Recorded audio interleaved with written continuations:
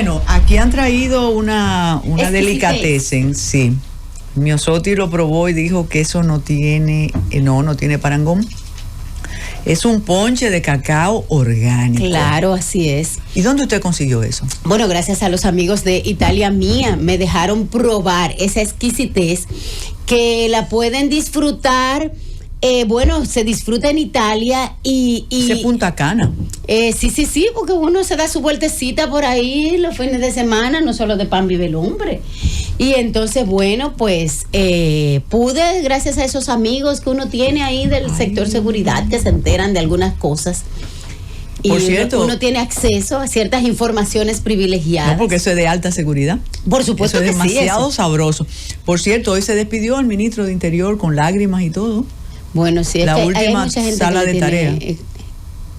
Sala de Doña Carmen. No se ría que usted es funcionaria. Doña Carmen. No se ría. Ella visita, como que dice el meme, yo no sé nada, soy turista.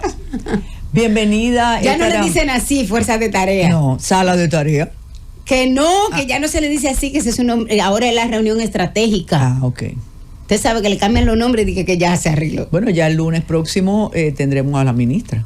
Sí, pero ella ya está participando desde hace un par de días, desde que hubo el lío aquí en la ciudad colonial, ya te sabe. La directora de la Oficina Nacional de Estadística está con nosotros. Yo pienso que la directora ha disfrutado mucho su dirección y eso es bueno. E incluso, yo no sé si usted tiene una asesoría mística porque ha resistido las críticas. Y ya que el censo es una realidad, aunque como decíamos, con luces y sombras, nosotros queremos preguntarle, ¿su mayor satisfacción ha sido el censo durante el desempeño en la Oficina Nacional de Estadísticas? Bienvenida, Miosotti Rivas Peña. Muchísimas gracias y muy buenas tardes, encantada de estar aquí con ustedes. Mira, yo creo que mi mayor satisfacción, y yo lo dije al principio cuando entré, era que íbamos a poner las estadísticas en lo que era en el centro de la toma de decisiones y la gestión del conocimiento. Y poco a poco hemos visto cómo esto se ha ido desarrollando y cómo, porque la satisfacción con una estadística no solamente es producirla, sino que la gente la use.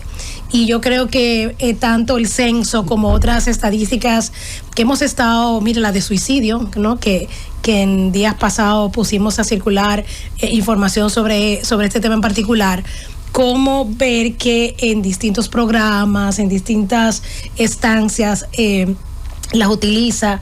Yo recuerdo que con el censo, los primeros datos lo hicimos el día 10, lo dimos el 10 de agosto del año pasado, y al siguiente día yo fui a una actividad y el sacerdote que bendijo la actividad dijo, por ese 50.1% que son las mujeres según el censo, ya es una satisfacción que hasta para bendecir una actividad no te utilizan. Entonces, yo creo que con eso, en estos 4 años estoy contenta con eso que se ha logrado. Es un tema yo soy una persona de gestión. Entonces, y eso fue lo que yo llegué a hacer ahí, a gestionar una institución. Y creo que en eso hay pasos, que hay un antes y un después en ese proceso y en una transformación de una administración pública, ¿verdad? Que tú tienes también que ir navegando lo que tú te encuentras en tu propia institución y lo que va cambiando a nivel de toda la administración pública de la República Dominicana. Entonces, sí, estoy contenta. ¿Por qué se dilató tanto el resultado del censo? Eso. ¿Qué se llama dilatar tanto? Según tú, ¿qué era lo que tú esperabas y cómo? Pero no me dejó terminar. No, para saber, porque dice dilatar, pero en función de qué dilatar, o sea, tú estás diciendo dilatar en función de algo que se esperaba. Si nosotros esperábamos como los resultados que nos permitieran incluso el diseño de políticas públicas, que eso es lo que siempre se dice. Claro, en el pero ABC. ¿en cuánto tiempo? O sea, porque nosotros, el censo del 2010 dio primero resultado en 18 meses. Nosotros dimos resultado en 2 meses a partir de que se terminó el proceso de completitud de los datos, que fue en junio del 2023. Porque el levantamiento del proceso, que es el levantamiento, ¿verdad? Fuimos a las casas a levantar. Eso fue entre el 10 de noviembre hasta el 23 de diciembre, 23 de noviembre, oficialmente 30, extendimos una semana en todo el territorio y luego hasta 15 de diciembre en algunos territorios seleccionados, en los cuales todavía hubo que seguir trabajando por las dificultades que se encontraron en terreno. Luego de eso inició un proceso nada más de recoger todos los materiales que estaban en el territorio, traer todo eso y comenzar a armar la base de datos, ¿verdad? Que necesitamos para ver que todos los registros, que no hayan duplicaciones, que todo esté correcto. Nosotros hicimos también, y lo habíamos planificado, una encuesta de cobertura y calidad que era necesaria entonces para verificar cómo había sido el proceso de omisión y poder dar los primeros datos. La encuesta de cobertura y calidad que hicimos entre abril y junio del 2023 terminó en junio y ya nosotros los 2 meses estábamos dando los primeros resultados. Entonces, como que por eso digo, dilación en función, ¿qué es dilación? Ahora, dilación era que yo hubiera dicho, no, yo voy a dar resultados en un día y los di en 5 meses, ¿entiendes? O sea, nosotros habíamos dicho en principio, cuando comenzamos a trabajar, cuando planificamos que íbamos a dar en el primer trimestre. Sin embargo, cuando vimos el operativo, todo lo que pasó, ya nosotros dijimos, bueno, no, espérate, vamos a tener que por lo menos extender en lo que veíamos. Ya habíamos dicho que después del segundo semestre era que se iban a dar los resultados. Y eso hemos ido haciendo, o sea, informando y dando las informaciones y los resultados en los tiempos que luego hemos cronometrado. Dijimos agosto del año pasado, hicimos en agosto. 30 de noviembre hicimos. Este año, 27 de junio, 27 de junio. Viene a una hora 30 de agosto. ¿Ves? O sea, entonces yo creo que es importante eso, porque la gente se cree que como que tú estabas contando con una mascota, terminaste y ya ahí están es una operación estadística y requiere de una serie también de trabajo y de limpieza de datos, de verificar temas demográficos. Ustedes tuvieron aquí la oportunidad de tener a Francisco Cáceres, que es el demógrafo, ¿verdad? El director de Censos y Encuestas, demógrafo, que también, o sea, hay una ciencia como la demografía que tiene que entrar a ver todos estos resultados, ver coherencia con otros censos, con otras operaciones estadísticas como las encuestas, registros, ¿no? Entonces hay un montón de información. Yo estoy contenta con lo que se ha sacado en el tiempo que se ha sacado y realmente reconocidos a nivel de América Latina que hemos podido enfrentar una situación de censos de la Ronda 2020 que no ha sido fácil para la mayoría de nuestros países, ¿no? Para mí, la principal herramienta que yo utilizo de la Oficina Nacional de Estadística es la encuesta en hogar. Sobre todo porque aborda temas muy puntuales y de manera muy particular está el tema de seguridad. Uh-huh. Entonces, ¿cuándo fue la última encuesta en hogar y qué elementos novedosos, por ejemplo, podemos recoger de la encuesta en hogar de la última edición? Sí, mira, la última en hogar que se levantó fue en el 2022. Ahí nosotros tratamos temas como el de deporte. Por primera vez levantábamos información y pudimos dar indicadores de cuál es el porcentaje de personas de la población total que practica algún deporte, un 8%. Ahora hablando de... ¡Ay, Dios mío, qué ching! ¿Y ejercicios o algo así? ¿O actividad física? Nosotros lo que hicimos fue ver el tema del deporte también asociado luego a un centro educativo. No te tengo los datos ahora, pero sí te puedo compartir, pero que sacamos información de cómo se ve eso dependiendo de si tú estás en la escuela, si tú estás en la universidad, y eso verlo entre la población de niños y niñas, adolescentes, personas adultas.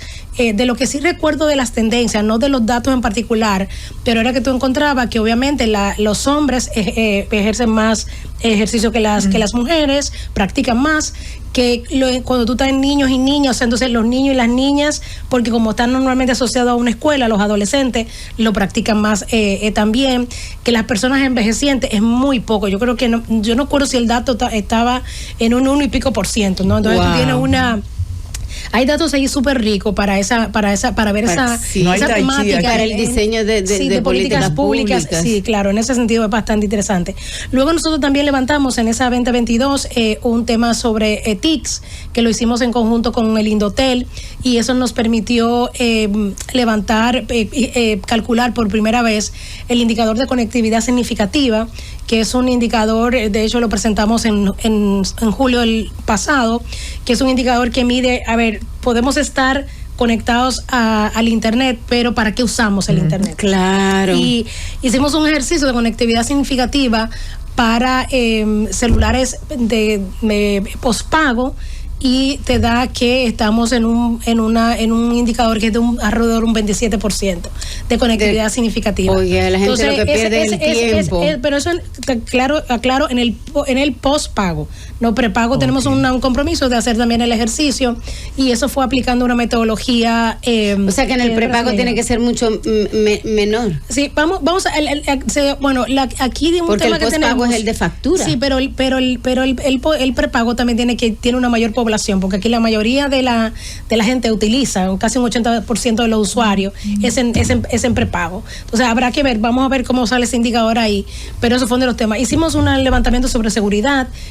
¿Cómo estuvo en el 2022? Yo no te puedo buscar ahora en el dato con la de esa encuesta, pero ahí a ver qué tipo de cosas levantamos. Hicimos un tema de aplicar algunas de las recomendaciones que hace la UNODC en el tema de victimización, que fue lo que nosotros levantábamos, y queríamos ver tanto para la población, cuál era el grado que tenía para calcular el indicador de ODS, el 16.3, si no me equivoco, 16.4, que es que tanto la población se siente que de alguna manera ha sido, o sea, hay algún tipo de elemento o soborno que tuvo que pagar para poder que se le diera un servicio. Eso levantamos en el 2022. También levantamos algunas cosas sobre uso del tiempo, que permitió también ver ese tema de la carga de las mujeres. Hicimos un boletín especial sobre eso. O sea que sí, es muy interesante porque acababa de salir el tema del COVID. Esa es una encuesta, la ENOGAR es una encuesta bastante, ¿verdad? Como tú decías, interesante, porque como es modular, siempre levanta un módulo específico que es el socioeconómico, que donde tú puedes ver ahí temas de servicios básicos, pero que luego tiene un tema en particular. Nosotros estamos ahorita, vamos a levantar ese módulo básico, ahora vamos a salir a terreno en agosto, ahora a final de agosto, y vamos a medir algunos temas medioambientales, vamos a medir también temas relacionados igual otra vez con todo el tema socioeconómico. Una de las cosas que hemos logrado con la ENOGAR es también reducir el número el tiempo que cuando se dan los primeros datos, porque ya a los 5 meses hemos podido estar colocando información preliminar sobre algunos indicadores clave que se calculan a través y después de tener la ENOGAR, perfecto, la tuvimos en el 2022, sacamos esos datos, son valiosísimos. ¿Qué políticas públicas se han podido hacer o implementar a partir de ahí? Sí, bueno, mira, yo te digo, en el caso de lo de conectividad significativa, todo lo que se levantó para TICS, a ver, yo no te digo no te puedo decir si se hizo alguna política pública porque no me corresponde a mí, pero sí se entregó a la institución como Indotel, o sea, se levantó un módulo como este. Todo este tema de conectividad significativa nosotros lo llevamos a cabo. Entonces ahora con ese indicador le toca a ellos comenzar a trabajar, claro, ¿verdad? Con políticas hacia eso. Entonces mucha gente nos pregunta siempre que qué se hace con las políticas públicas. Yo creo que eso hay que exigirle más bien, ¿verdad? Hacemos ese esfuerzo como Estado, levantar datos. Entonces al incumbente que le toca es... Claro, yo me imagino que a usted le debe ocurrir lo que siempre comentaba un amigo común nuestro, que es Guarocuya Félix, cuando le decían, pero es que ¿para qué recaudar si ese dinero se los roban? O él decía, yo no tengo que ver con eso, yo recaudo. Ya eso es otra cosa. Sí. Directora, hay un detalle que no podemos obviar. Usted sabe que se ha criticado, incluso hay espacios donde sencillamente desconocen, no admiten los datos del censo, porque hablan de la poca fiabilidad de la manera de recabar los datos. Eso fue algo que se criticó y que fue constante. Incluso muchas personas que fueron empadronadores se las filmaron colocando la pegatina en la pared y no interrogando a nadie, o no sé cómo se dice en censo, entrevistando a nadie. Sí, después hablaban del asunto de viviendas inaccesibles, desde el penthouse hasta el callejón. ¿Cómo técnicamente ustedes subsanaron lo que podría ofrecerse como resultado con ese antecedente? Sí, mira, ciertamente, y nosotros desde antes de iniciar el censo, el levantamiento, ¿verdad? Porque el censo es un proceso casi de 5 años que tuvimos que extenderlo más porque el censo estaba programado para hacerse en el 2020. O sea, recordemos eso, el censo es cada 10 años y tocaba en el 2020, pero por motivos de pandemia, cuando yo llegué allá a la Oficina Nacional de Estadística, el censo ya estaba suspendido, ya estábamos en medio de pandemia, ¿verdad? Fuerte. Entonces, ¿qué pasa? Que nosotros recuerdo que en octubre del 2022 dijimos, mira, hay 5 provincias en las que nosotros estamos viendo una serie de elementos que van a ser complicados el levantamiento por el tema de accesibilidad, ¿verdad? Tanto, ¿verdad? De eso que tú decías, o sea, hay condominio, ya la gente se cierra, aquí hay un guardián, el guardián no te da pasar y no hay forma, ¿verdad? Y no, pero también había temas de conectividad, temas de seguridad, temas de reclutamiento. Aún cuando nosotros hicimos una plataforma y la gente se inscribía y tuvimos 274,000 personas que se inscribieron para trabajar en el censo, 74% de ellas mujeres. Claro, ¿qué pasaba? Que de esas la mayoría se concentraban en las grandes ciudades porque tú tenías que algunos como Pedernales, y tú hablabas cuando daban la noticia previa de esa residencia habitual, yo te necesitaba a ti en Pedernales, no porque tú fueras Pedernales y tú vivieras aquí en Santo Domingo, ¿verdad? Entonces la gente, eso es un desequilibrio, pero tú tenías entonces algunas provincias como la Altagracia, en donde, y lo vimos cuando hicimos las pruebas censales, nosotros hicimos pruebas censal en Nizao y en Maimón Bonao. En Maimón Bonao nosotros nos dio mucha dificultad conseguir gente para trabajar en la prueba piloto que hicimos en junio del 2022. ¿Pero por qué? Porque no entendían el concepto, no querían. Porque ahí hay trabajo. ¿Entiendes? O sea, ahí hay trabajo, tú no necesitas, claro, o sea, es muy difícil conseguir ahí. Sin embargo, en Nizao, la gente, como dicen en la Biblia, tú salías por los parques a buscar a la gente y estaba la gente sentada porque no hay fuente de trabajo y por tanto era mucho más fácil recolectar y así tú tenías. Entonces, una zona como Verón, la rotación de personal y en el tema de la deserción fue casi de un 40%. Entonces, tú conseguiste una gente para trabajar, pero que en el medio del trabajo te decían, no, pero que por 17,000 pesos.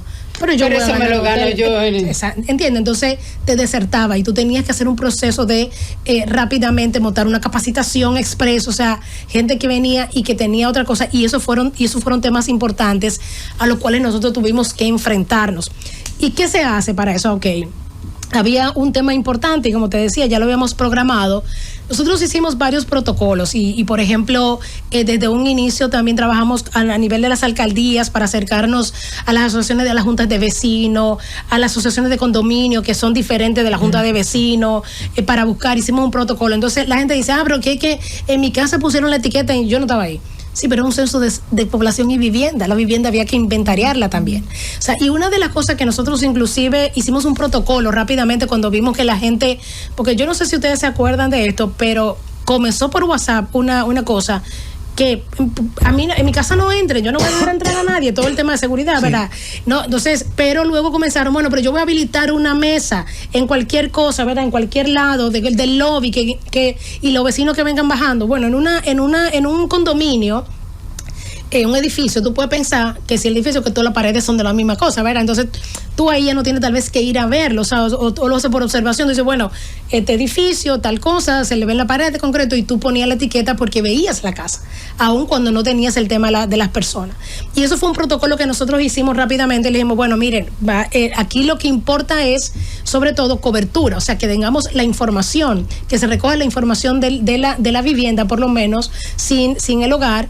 Y luego fue lo de la encuesta de cobertura y calidad, ¿verdad? Que es una encuesta, de hecho... Perdón, y ahí el dato falso. Si van y me empadronan y me dicen, sé yo, ¿cuántas personas viven aquí? Y yo digo 6 y son 3. O usted tiene electrodoméstico y yo digo, no, solo tengo una nevera. Eso, usted, hay una manera de saber, de hacer un cruce para saber lo que es verdad o mentira. Sí, es que normalmente tú vas a ver esos datos comparados con las encuestas. Nosotros le mandamos encuestas, nosotros le mandamos encuestas todos los años, ¿verdad? En base a un barrio muestral y que te da una realidad como de la población. Entonces, si tú vas y dices ahora mismo, aquí habían, por decirte algo, en una provincia, en un municipio había 1,000, el año pasado se registraban 1,000 dispositivos móviles. por decirte algo que no es el tema, hoy hay 300,000, tú vas a decir, pero que eso no es verdad. Porque cuando tú lo miras hacia atrás, inclusive con el censo del 2010, eso no ha venido siendo así. El comportamiento. Claro, entonces es un tema demográfico que se verifica y que se va. Entonces, a ver, y eso hay que hacerlo con cada registro, ¿no? Hay también, por ejemplo, métodos estadísticos, metodología, como el que tiene que ver como el método de la máxima verosimilitud que tú tienes con el vecino de al lado, el tema, o sea, hay técnicas hay que se otro utilizan dato para... que permitió cantidad de especulaciones y ustedes lo explican, pero vuelve la pregunta: ¿qué pasa con las personas que no nacen aquí? ¿Qué pasa con los extranjeros? ¿Cómo yo puedo contabilizar en un censo de población y vivienda a los ciudadanos chinos, a los venezolanos, a los argentinos, a los haitianos? Sí. ¿Cómo se Mira, sabe eso había una pregunta. Primero que el censo tiene la persona, tú levantas información sobre el residente habitual, pero ahí eso era un tema muy importante. Tú tenías que estar residiendo aquí por lo menos 6 meses o tener intención, si tenías menos, de estar por 6 meses o más. Y eso era para tú ser empadronado como una persona que es parte de la población de los habitantes de República Dominicana. Y luego había una pregunta sobre de dónde tú naciste, en el municipio donde tú naciste, si era otro país. Entonces ya con eso, con datos ahora también igual, trabajando demográficamente, nosotros vamos a dar los datos en su momento, el informe sobre migración y fecundidad están para el primer trimestre del año que viene, entonces se va a dar información sobre esas nacionalidades.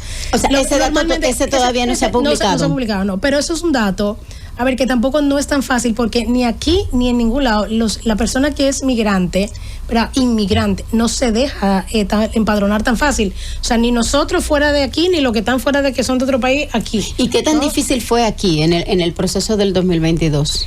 Es que, bueno, mira, sí tú tienes, porque tú no puedes ser difícil porque tú no sabes dónde están. O sea, tú dirías que es difícil si tú sabes, viven aquí, no me dejaron entrar, por ejemplo, por decirte algo, ¿no?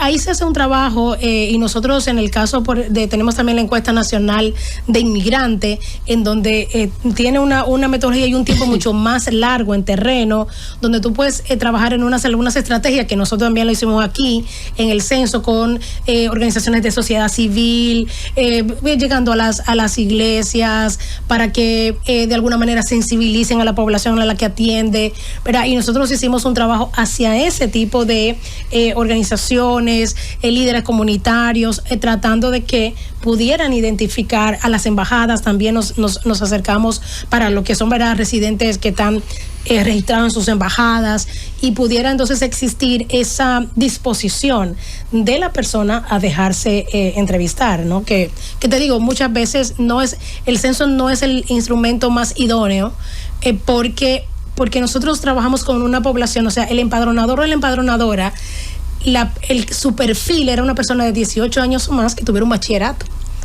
¿Entiendes? O sea, no es lo mismo que cuando tú tienes una encuesta donde el personal tiene que tener un grado ya universitario, pero además tener ciertas habilidades de entrevista, claro, que no es lo mismo. O sea, que inclusive puede sentarse contigo aquí y sacarte la información de una manera ¿verdad? Técnica y más específica, y claro, mucho más específica, claro, que no es lo que pasa en el censo. O sea, a ver, en el censo tú reclutabas 35,000 personas para ir a terreno, y esas 35,000 personas tú les dabas una capacitación de 7 días para ir a un terreno claro. O sea, pero al final sabremos de los resultados del censo, cuántos jóvenes tenemos, cuántas mujeres tenemos. Eso ya sacamos información.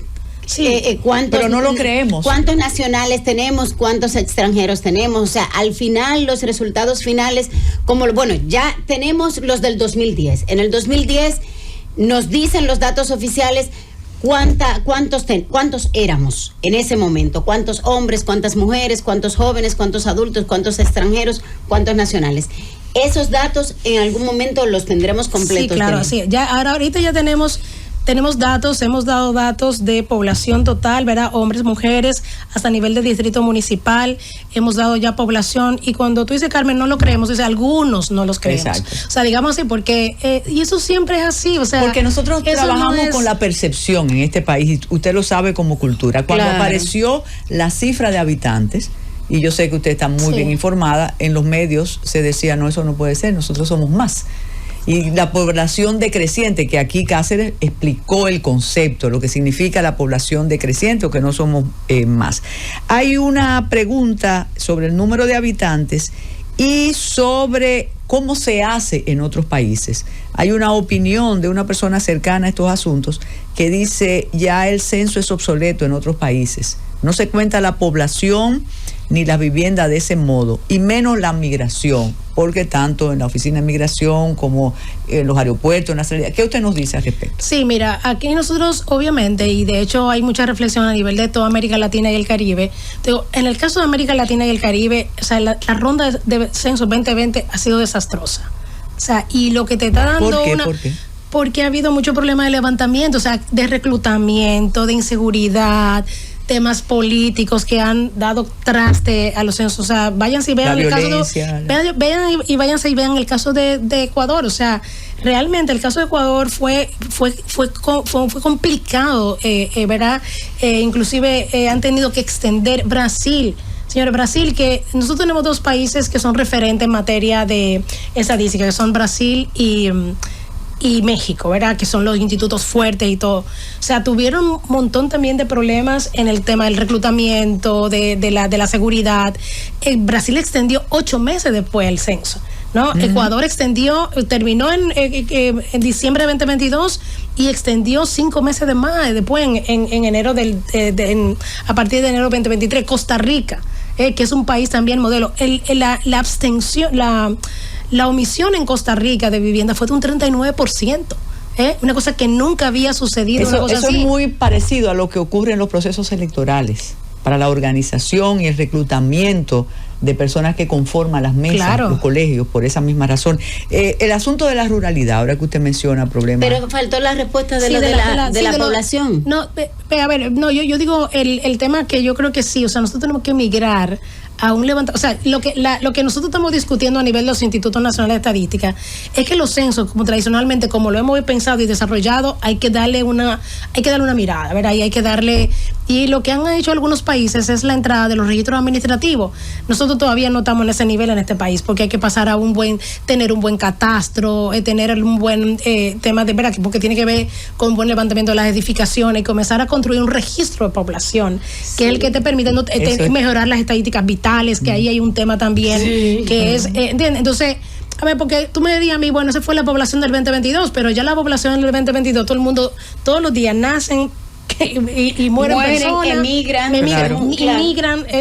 ¿verdad? Entonces, todo eso tiene que ir cambiando, y si tuviéramos buenos registros de población, Uruguay hizo un ejercicio ya, ha sido el primer país latinoamericano. Pero son 3 millones en Uruguay, imagínate. Claro, no, eso es la capital. No, es lo que te digo, o sea, pero ya ellos hicieron su primer ejercicio, ¿verdad? De levantar un censo por el registro administrativo, pero también tienen un buen catastro, porque fíjate que una cosa, Uruguay es un país grande también. Que usted liga censo con catastro, eso es importante. Claro, tiene que tener un buen catastro, pero además, porque tú dices, bueno, Uruguay son 100 personas, sí, pero están concentradas también en algunos sitios de población, pero cuando tú te tienes que ir a buscar recónditamente a alguien, ¿no? En un terreno también tan vasto, es difícil también, o sea, que también veámoslo de esa forma, el que ellos sean pocos, pero que entonces tenga también la densidad poblacional repartida en ese territorio tan grande, lo que pasa a Paraguay. O sea, Paraguay son 3 millones y pico de personas, pero una cosa inmensa. Claro, y que manejar ese proceso no es tan fácil. O Bolivia, mira, yo fui a Bolivia a hacer el censo de hecho. Es un día, toque de queda todo el mundo, ¿verdad? Pero pasar a zonas recónditas, nosotros fuimos a lugares alejados. Wow. A mí me tocó Santa Cruz y luego un día en Santa Cruz. Le tocó fácil, no le tocó la altura. No, sí, bueno, porque yo dije, no, la altura no voy. Bueno. Entonces Santa Cruz y luego ir en los días siguientes a zonas aledañas, donde tú tenías una casa y después, qué sé yo, cuántos kilómetros más y no sé qué cuánto, que alguien te llevara a ver, porque ahí supuestamente vive alguien que cuida una casa, ¿verdad? Porque ni siquiera son casas, sino gente que cuida, familias que están cuidando alguna, ¿verdad? Finca, una cosa. y eso es, logísticamente, eso es complicado. Y sobre la densidad, a propósito que hablabas de la densidad poblacional, ¿cómo quedó entonces la densidad poblacional nuestra? ¿Cómo estábamos y cómo estamos ahora? Subió, creo que ahora está 224 y algo. Éramos 190 y... Sí, subió. Éramos 192 habitantes por kilómetro cuadrado y ahora... 224, si no me equivoco, pero fíjate algo que yo digo, con la densidad poblacional. Como isla ya no vamos a crecer más, o sea, ya es para arriba ahora. Exactamente. Pero entonces arriba. Ahí hubo la confusión. Como no crecimos como población más. No, sí crecimos más como población. Lo que no creció fue la tasa de crecimiento. Eso. Entonces, al ver ese hacinamiento que sí, pero mira lo que pasa. Yo le preguntaba a alguien otro día, a ver, lo que tú decías, la percepción. Creemos que somos más. Bueno, pero ¿cuáles son las políticas que aquí estamos haciendo para que la gente crezca? O sea, ¿cuáles son las políticas públicas que están incentivando el crecimiento de la población? Activa. Que tengamos políticas para, o sea, que tú dices que estamos incentivando la natalidad, que estamos... claro, no hay educación sexual. Sí, pero por otro lado tú tienes que la fecundidad de las mujeres de 8 hijos que tú tenías en 1950, hoy está 2.4. Entonces quiere decir que, a ver, no hay una política activa para revertir eso. Tú dices, no, lo que hay que queremos que la población vuelva a ser 8 hijos por mujeres. O sea, y aquí estamos trabajando para que todo sea 8 hijos por mujer otra vez. Entonces, tú tienes una tasa de crecimiento que sí va creciendo, o sea, creciendo va, lo que hace que lo hace a un ritmo menos acelerado que antes. Espérese, Francis nos pide una pausa, pero con Miosotti no se puede. Mire algo, directora. A propósito de ese crecimiento, primero, ¿qué pasa para los estadígrafos, como usted, los especialistas, con las actas de nacimiento? No es más fácil establecer cuántos somos simplemente con el registro, pero usted lo va a decir después de la pausa que nos pide Francis. Continuamos con la directora de la Oficina Nacional de Estadística, que aprovechó la pausa para agua. Tienen que tomar agua. Claro, el agua es vida. Directora, esos subregistros o esa forma, ¿por qué no se usa el acta de defunción, el acta de nacimiento? ¿Por qué no se va a los hospitales? Y lo de la ruralidad, que insiste, hay un amigo muy querido, que ya no hay territorios rurales, pero ¿qué ustedes hicieron con la ruralidad? Que si se entrevistó a alguien en un campo. Claro, todo el mundo en el campo, claro que sí. A ver, la ruralidad es un concepto que está también en discusión, porque aquí nosotros lo que primero que se levanta es la cartografía, ¿verdad? Y la cartografía y en la República Dominicana, lo rural es todo lo que no es el municipio cabecera, todo es rural después, ¿no? O sea, todo lo que no es el municipio cabecera, esa es la definición. Entonces, nosotros también inclusive estamos dando aunque datos ya. Aunque funcione el motor Uber y el motocoche. Pero ese es un tema que no le toca a la Oficina Nacional de Estadística, es un tema de ordenamiento territorial, ¿verdad? Y que entonces ya tenemos un viceministerio y una ley, y esperemos que avancen en esa definición y esa construcción de lo que es la nueva ruralidad, y hay que trabajar. De hecho, hay algunos apoyos que nos han estado dando CEPAL en ese sentido, pero ahí la Oficina Nacional de Estadística es tomadora de una decisión, de una norma que otra gente reglamenta y que nosotros tomamos como los límites. A mí me llega mucha información de alcaldes, ¿verdad? Y alcaldesa o de distrito municipal. Mire, resuélvame el tema del límite. No, yo no resuelvo el tema del límite. O sea, nosotros tomamos unos límites que emite el Instituto Geográfico Nacional a través de la mesa de límite, y eso es un dato dado para mí, y yo tengo que llevarme. Igual la región de planificación, eso lo define una ley. Luego el tema de las estadísticas vitales. Mira, ay Dios, yo estoy perdida. La semana pasada estábamos presentando, eso esperando el decreto. Sí, estábamos presentando que una iniciativa, un proyecto, que los resultados de un proyecto que hemos estado haciendo con la Agencia de Cooperación Española de unificación de las bases de datos de nacimientos y defunciones. Y hemos encontrado, analizamos las bases de datos desde 2018 hasta el 2020 de nacimientos y de defunciones, y una de las cosas que encontramos en la de nacimientos es que tanto en la de registro civil como la del Ministerio de Salud, ya hay un 85%, ¿verdad? de los nacimientos que están registrados ya. Esa es la mejor fuente. Claro, eso va a ser, o sea, aquí, a ver, ¿cuál es la idea aquí? Que luego nosotros vamos a tener que, con estos datos, y es un ejercicio que hay que verlo con lo de la base del 2022, es integrar todo eso con el censo, porque por eso también estábamos pidiendo la cédula en el censo, porque la llave de unificar los registros, ¿verdad? Y acordar que la Oficina Nacional de Estadística, no porque yo esté ahí ni nada, eso siempre ha sido así, es de una de las instituciones que tiene muy claro su tema de la privacidad de los datos y de la confidencialidad de los datos, y ha sido así desde que inició esa oficina, que no tiene nada que ver conmigo. Sí, porque es un tema de seguridad pública. Claro. Qué bueno que lo reconozcan. Pero además que se hace con fines estadísticos. No, es que, a ver, Carmen, es que si yo desconociera a esa oficina, las administraciones pasadas, pues yo me estoy tirando al traste de la oficina. ¿Entiendes? O sea, y eso, si una cosa que hace sólida una institución técnica es esa consistencia y esa independencia que tiene que tener para que yo, que llego ahí como gerente, te confiada en lo que esté ahí, ¿verdad? O sea, yo creo en eso y por eso igual defiendo los datos del censo. ¿Entiendes? O sea, porque entonces, ¿por qué voy a defender lo del 2010 y esto no? O sea, yo no defiendo esto porque son los míos. Yo defiendo esto porque estaba un equipo ahí que garantizó y que ha estado en esa oficina por mucho tiempo y no fue un equipo que yo me traje nuevo y que ahora lo instalé y puse a hacer eso. Eso no es así. Aunque en algunos casos hubo unos cambios que se tuvo que hacer, no es un tema de que yo dije, no, espérate, que yo voy a hacer un borrón y cuenta nueva. O sea, es verdad que hubo gente que salió y que se fue por su propio, ¿verdad? Pero y hubo gente que vino, pero un conjunto de gente también que está en otros lados del estado, ¿verdad? Y que también llegaron a colaborar con ese censo, y eso creo que es importante. De lo que sí vimos con lo de las estadísticas vitales, o sea, y un poco lo que queremos hacer ahora, cómo integramos, porque la cédula entonces es el que te lleva a ti como a identificar que ese registro de allá con este registro de aquí es la misma persona, ¿verdad? Y que tú puedes entonces trabajar. ¿Qué fueron de las cosas interesantes que vimos con estos resultados de este proyecto de estadísticas vitales? En el caso de los nacimientos, por ejemplo, tú tienes un alto, ha mejorado bastante el registrar que no viene de cuál es el municipio de la madre, donde nació la madre, porque ¿qué es lo que pasa con un registro? Que para ti, tal vez, si tú levantas en Montecristi, yo en Dajabón y tú en Puerto Monteplata, para ti es importante preguntar a la madre, pero para mí no.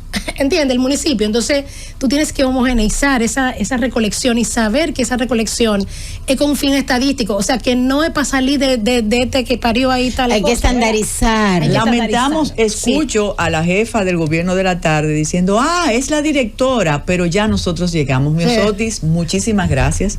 Se queda todo un capítulo pendiente. Claro. Esperemos que ya después que pasen todo esto, las celebraciones, usted nos dedique otro tiempo aquí. Claro, con mucho gusto. Diga lo que, si tú me dices ven, lo digo yo todo. Claro, o sea, como dice, porque la verdad como que dice, tú dices rana y yo salto. Perfecto, pues muchísimas gracias. Conversamos con la directora de la Oficina Nacional de Estadísticas, con críticas, consenso y sin ellos, pero uno aprende muchísimo y todavía las preguntas ahí sobre la población y el decrecimiento están presentes. Ustedes se quedan con el gobierno que estábamos esperando, que es el gobierno de la tarde, con ese fabuloso equipo. Muchísimas gracias y hasta mañana.